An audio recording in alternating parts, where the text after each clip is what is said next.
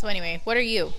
Are you a bacon person or a breakfast sausage person? Now I'm curious on your opinions. I am questioning the sanity of putting glass in the freezer and then expecting to put it in the oven.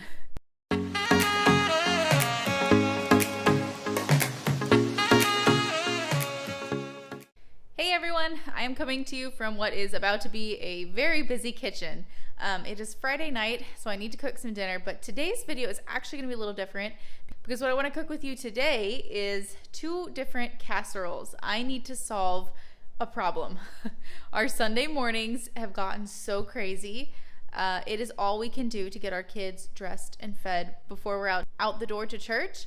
And then we are usually hungry and scrambling. We have done breakfast burritos occasionally, but they go so fast. I mean, I can make 20 in the beginning of the month, and we use them not just on Sunday mornings, and so we don't always have them. And I thought that it would be really nice on a Sunday morning to have a hearty casserole, you know, something that the kids can enjoy too, not just like, you know, this breakfast burrito out of the freezer. And so, of course, I'm not going to be able to cook one of those from scratch completely. So what I've decided to do is prep and freeze two different casseroles, and both of these make a 9x13, and we don't need a 9x13 every Sunday. My kids are still really little, and then it's just my husband and I. So I'm going to put them each in an 8x8, and then I think one of the halves will have to go in another little pan that I have. So anyway, I'm going to cook these both up. One is bacon and one is sausage, and we make our own sausage, so I'll show you how we do that. And then I'm going to freeze them, and I will report back in other videos if they're good. They should be good. This one is from Scratch Pantry, and she does a lot of this kind of stuff, so we'll see how it goes. Okay, the first thing I need to do is make my sausage. To make our sausage, we mix up our own seasoning blends. I will link this one below, and then we just take ground pork and put this in there and we cook it. Okay, here's my very non-aesthetic blue bowl. I'm gonna get started on making a breakfast sausage blend. This is just some ground pork from a local pasture-raised hog.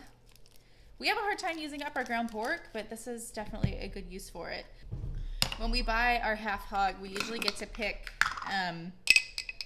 one sausage, and we usually don't do Italian or breakfast just because we can usually season those pretty well at home. This time we did a chorizo blend, and we'll see how it is. Last time we didn't do any sausage blend. We just did straight ground pork. I'm not sure why we made that decision looking back, but that's what we did. And so I'm just gonna get this mixed up. I'm not too concerned about this being really well blended up. Sometimes I make breakfast patties with these, and then I do really try to get it evenly distributed. But since this is just gonna go in a pan and cook in a second, I'm not really worried. I'm not even sure why I'm doing this, honestly. I should have just put it all in the pan, but here we are. It's been a long day. Okay, I'll make this mixed up and throw it in the pan. Okay, I considered pre-chopping my bacon just to make cooking these a little bit easier, but I really don't like putting raw meat on my cutting board if I can help it. And I can help it. So I'm gonna cook them in here and then chop them up. I am honestly not a very big breakfast sausage person. I like it enough if it's in a casserole, and I can eat a link of it, you know, if it's available.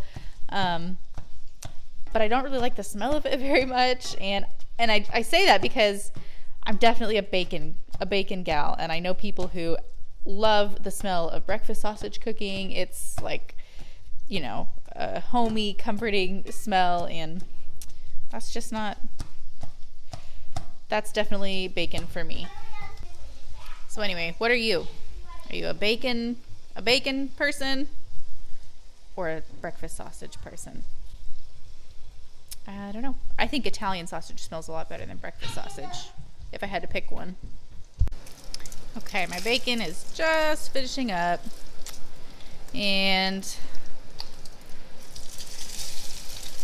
it's about to smell real good in here because it wants me to cook an onion and some bacon grease. And then over here, I'm setting up a station, an assembly station, if you will. I poured a little bit of that bacon grease into a clean pan, and oh, it smells so good. Okay, while this cooks, we are gonna run downstairs to the freezers and we're gonna do a little bit of freezer grocery shopping. I need to get in this one here, all the way down here. Okay, I have been planning these for a really long time, and I just got these from Azure Standard because I had a really hard time finding a clean brand of hash browns in the grocery store. I tried 3 different grocery stores. I finally found one, and all they had was an organic brand that was extremely expensive. I mean, I was to the point where I would have settled for not organic, but just like clean ingredients, you know? And these ones, the only ingredient is potatoes. Praise the Lord. So I need, let's see. Oh, it looks like one recipe wants 2 bags. And then the other recipe calls for, hold on, I gotta do some math. The other recipe just calls for 4 cups. I don't quite know what's in one bag. I'm gonna take up 4 bags. The other thing I need, it's hiding here, I need some bell peppers. Oh boy, we're getting them all, huh? Just need one. Just one of you. Man, you're really stuck together. All right, well, those 2 are friends, so I'll take this one. This is from Azure Standard also. Organic bell peppers are so expensive, and they're one of those things that keeps us running back to the grocery store, so I stocked up on these, and we'll see how we like them. Okay, up we go. I hope I'm not burning my onions. I threw my peppers in here, and I'm just gonna get them cooked up. I don't mind them not being chopped, so this is fine for that. But I do want them to get broken up for sure.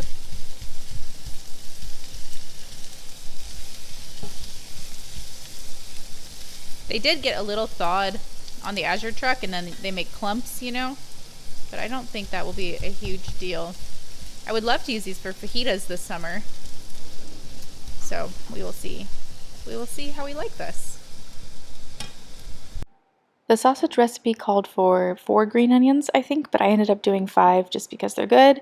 And it also wanted them separated, the greens and the whites, but I just did it all together. And then this is the Swiss cheese for the bacon casserole. And I ended up adding all of this, and it was a little too tangy, I think. And it only called for 1 cup, and I definitely overdid it. Now I just have to chop the bacon, and I don't know if this happens to anybody else, but anytime we cook bacon, our kids just flock to us and they try to take our bacon from us. So I had a kid right under my elbow taking bites of bacon. And here's my full setup. I have some chopped peppers for one of the casseroles, eggs for each of the dishes, and I'm going to mix them up in these bowls. The sausage, the potatoes, the scallions, and then our onion pepper mixture. And then I wanted to come back and show you this cottage cheese. This is the Nancy's brand. We get it from Azure, and it's so good. And then here are the casseroles mixed up. It called for thawed potatoes, like thawed hash brown potatoes, but I didn't think it mattered just because I'm going to freeze them anyway. So hopefully it's fine. And then they're just going to go in the pans. I have 3 8x8s, and then this other one is a 9 by something, 9 by 6. I don't know. It's a weird little pan, but it worked perfect for this purpose.